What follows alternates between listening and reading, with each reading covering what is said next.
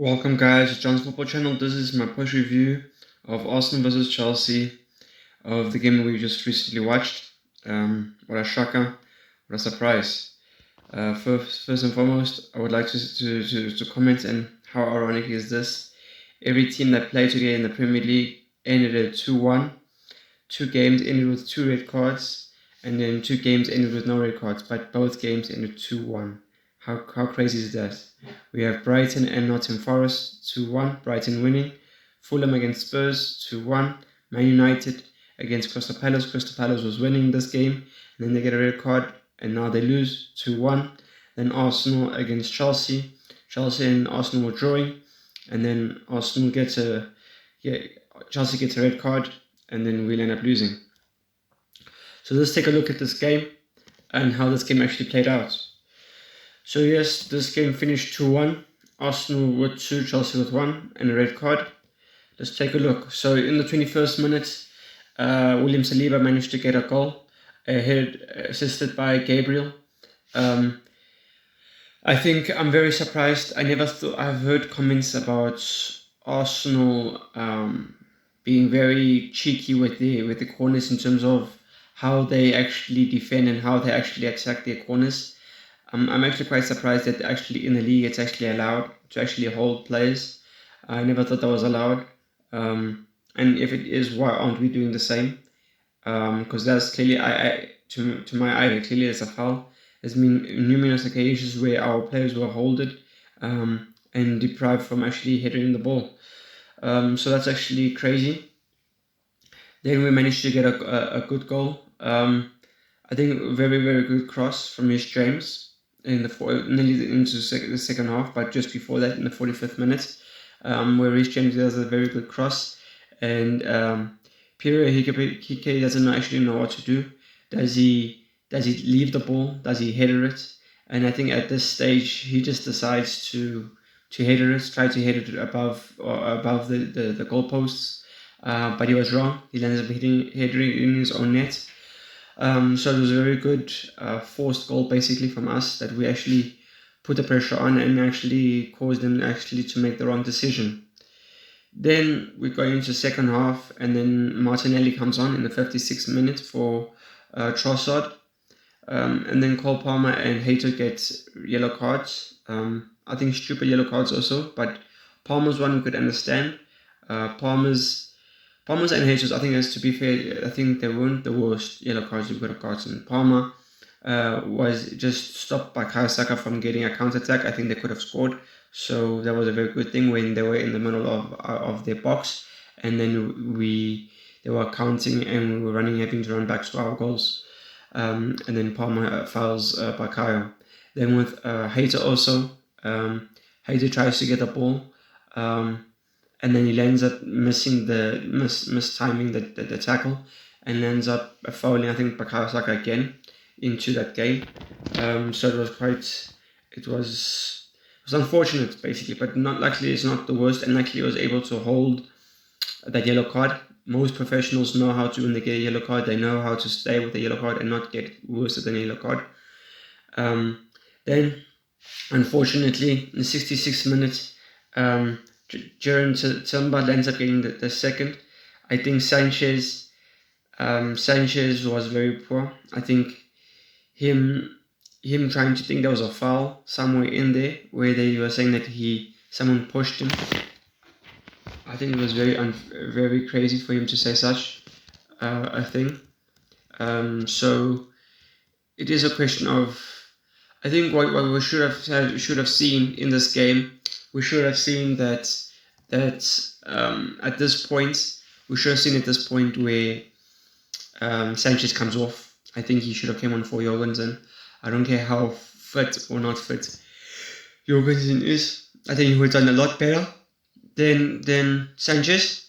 Sanchez the whole game was stressed. He was pressured. He was full of anxiety. So I think for this game he should have just came off. His crosses were poor. Whenever we needed to clear the ball, he just gave it back to the opposition. He didn't even actually try to actually play to someone in that particular area. No, just gave it to them. We could have just left it to the striker and then just say, hey, listen, here's the ball. Sanchez is going to give it to you anyway. You might as well have it. So that was actually quite stupid from Sanchez. And I think if Liam Rossinho actually wanted to have some say into this team, I'm sure if you want to actually scare some players, you should have said, no, I'm the manager or I'm the head coach. Let me do my job and take off Sanchez and bring on Jorgensen. But he didn't. Actually, Sanchez didn't create another mistake. It's unfortunately that he didn't play to our strengths. Going into this game, when we were busy playing, there was times where Sanchez, we would have, I think, especially in the 60th minute, around the 60th minute, we were doing well. And then for those 7 minutes, we dropped off. We were just saying, okay, no, we'll wait for Arsenal. We'll wait for Arsenal to come to us. And Arsenal never did. And then we just end up losing our momentum. We end up losing our rhythm. And that's when they capitalized on us. There was a time where, because we were losing, we were playing with the ball. And then what happens? They decide to press us. And then we say, oh no. And then we play it back to Sanchez. And what does Sanchez do? He panics. He sends it all the way up past our team. And then goes back to Arsenal. What was the point of us actually having the ball? What was the point of us keeping possession if we're not able to play to the goalkeeper and then play it back and recirculate the ball, basically? That was the whole point. The whole point of playing it to the goalkeeper is to have an opportunity to recirculate. Now, if you give it to the goalkeeper and the goalkeeper loses the ball and gives the opposition, what is the point of giving it back to him? So, saying this, I think that's where we went wrong. I think Sanchez had a very, very poor game. I think had it been Jorgensen, I think Jorgensen could have done a bit better. I think Jorgensen is a bit better with his feet compared to Sanchez, and I think Sanchez is a bit better, obviously, with saves. But I mean, it was just a very, very poor game for Sanchez. Sorry. And then we got into the 75th minute. Gusto and Romeo Lavia comes on for Hato and Santos. I must say that I love seeing Lavia play. He reminds me of Kante for Chelsea. He's the kind of player where he's a mold of Caicedo and Enzo in the same player. He's able to have some trickery about him. He's able to dribble. He's able to beat his man. He's able to play a very good pass. He's also able to defend. And I think that's what I love about him. He's able to do all these things. And he just came on. This is I think it's his first game back. And look what impact he has had on this game from the 75th minute. Then Christian Jurgård comes on and Kai Havertz for Gyökeres and Declan Rice, I think, because they both were on yellow cards. And then we move on to that was basically it. Then we had Enzo getting another stupid yellow card, I think, out of frustration that we didn't manage to get the free kick, or we didn't manage to get the possession in our hands. It ends up being overturned by the referee, and then Enzo freaks out. And then I think, let me also analyze about the red card. I was actually quite surprised that it was actually a red when Pedro Neto actually slide tackles Martinelli. But obviously it wasn't a straight red, it was 2 yellows. I actually never saw the first yellow. I think most players or most fans never saw the first yellow. I think they only saw the second. I don't know if it's the case of Pedro Neto forgetting that he was on a yellow, and hence why he made that tackle. And then now he's frustrated that he actually made that tackle. I think it was a very stupid tackle to make. Maybe I suppose 75th minute you can be around tired. I don't think you should be around the 70th minute, but maybe he could be tired. And I think hence why he was a bit lazy to actually go head to head with Martinelli, even especially when he just came on. He's only been playing for 20 minutes. So I think hence why Pedro Neto managed to end up making that foul. I think because he was tired. He knew he was not going to be able to keep up much longer. And you could see Martinelli still had more room still to go. And he still overturned Pedro Neto. and he still kept going. And you could see that he still had a lot of pace in him. So I think hence why Pedro Neto didn't want to be embarrassed by Martinelli, so hence why the red card. I think it was also very stupid from him to do so. I think you might as well have just let him. It's crazy to say, but I mean, is it really worth it getting a red card and now you spoil your whole team just because you get outdone by another player? I think it's one way to spoil it for yourself, but it's another way to spoil it for the team as well. But yeah, it is what it is. I think Sanchez and Pedro Neto were the worst players for us in terms of the foul and the red card, and Sanchez overall in terms of his performance. And then we'll end up seeing Liam Delap come on and Garnacho. I suppose I don't know why Garnacho came on and Liam Delap, especially if Enzo and Palmer were fully fit. If they were still fine to play for 90 minutes, I think they should have. But it is a question, if we don't take them off, who else do we play? Who comes into our team? Who do we make subs for? Who else does Garnacho come on for? If you want to make changes, if you want to change the tactics. Oh, I think it was also good to see maybe that Liam Delap and João Pedro play together. And then I suppose Garnacho had a decent game. Didn't have the best. It wasn't much time to actually analyze him, even Delap. And then we ended up seeing Tosin come on from Mamadou Sarr. I think Mamadou Sarr had a very, very good game. There was not much I could think that he did wrong. Very good game from him, very solid. I was quite surprised that he was in our team. I was worried when I saw the team lineup, saying, "Oh, he's starting." I mean, this is a very big game, and it's his first game back. So, but anyway, it was a very good game from him. Nice to see. I think Delap also, I remember there was one or two chances where he could have done a lot better and he didn't. I don't know why. I think I remember there was a chance where the ball was going out for our corner, and Delap just tried to hold on to it, and then he ended up losing the ball. I mean, what was the point? You should have just let it go out and we could have had a corner, but no, tried to keep it, and then we ended up losing it. I mean, especially when you just come on, you need to be extra sharp and you need to have that kind of understanding of what you need to do and how it needs to get done. So yeah, that was quite a surprise from him. I think hence why he's not playing or not starting. And then let's take a look at Arsenal's team. Obviously, David Rice started, Timber started, Saliba and Gabriel. Hinekipe started as left back, Declan Rice and Zubimendi, Trossard, Eze, Bukayo Saka, and Gyökeres, all in the team. I think I was actually trying to think about who was one of the best players for Arsenal, and I think the player was Eze. I think Eze was the best player for Arsenal this game. Let me know down below, do you guys agree with that? Was there anyone else that you could have seen? I know everyone's saying, I know Timber was voted the man of the match, but I don't think Timber was near Eze. I think Eze did a lot better than him.